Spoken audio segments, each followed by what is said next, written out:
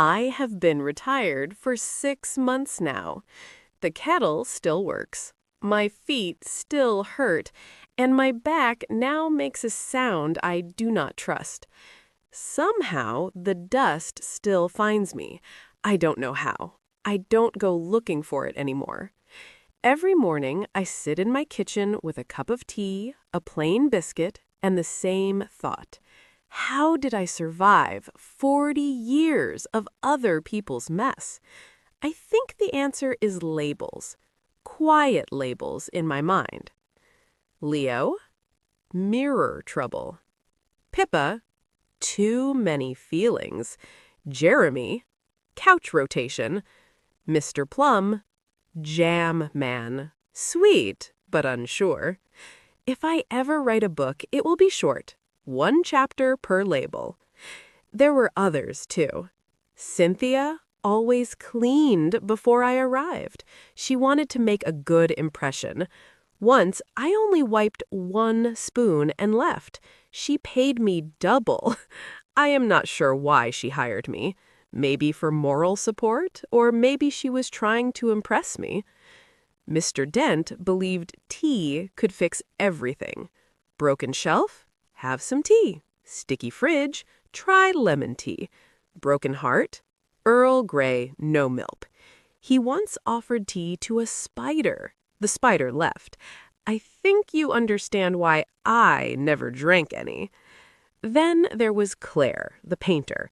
She refused to wipe dust and painted around it. She called it part of the design. I cleaned 1 shelf, and she looked shocked, as if I had erased a famous painting. I told her it was only dust. She sat down and said she needed time to recover. And, of course, Simon. He blended everything. He blended soup, toast, jam, even a biscuit.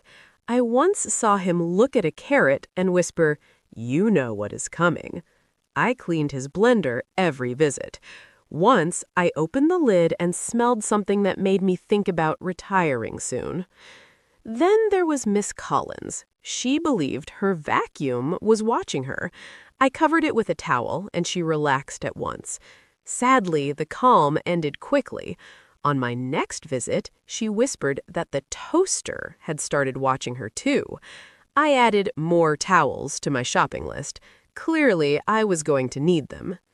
They were all strange. Some were sweet, some were confused.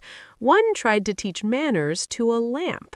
But in the end, they all needed the same thing: a clean space and someone who did not laugh at them.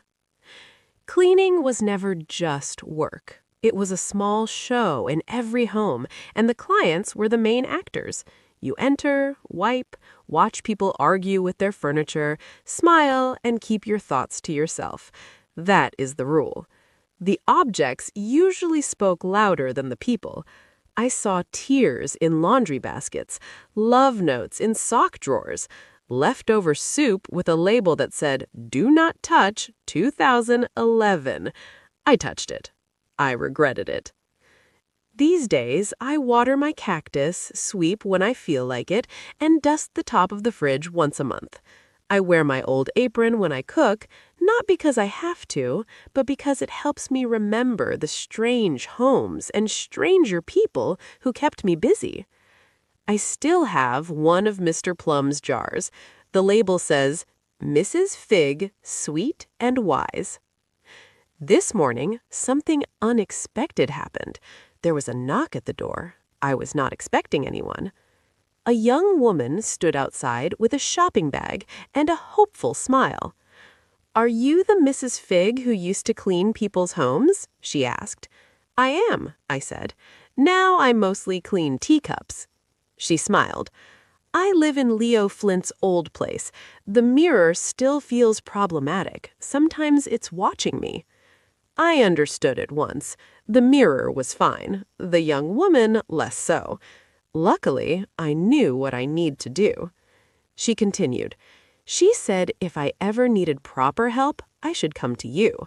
I looked past her toward the garden path. A small wind passed me, checking if I was ready for trouble again. I was ready. I'm retired, but I like mirrors, especially the problematic ones. And just like that, I put the kettle on. Retirement can wait. Strange people never do.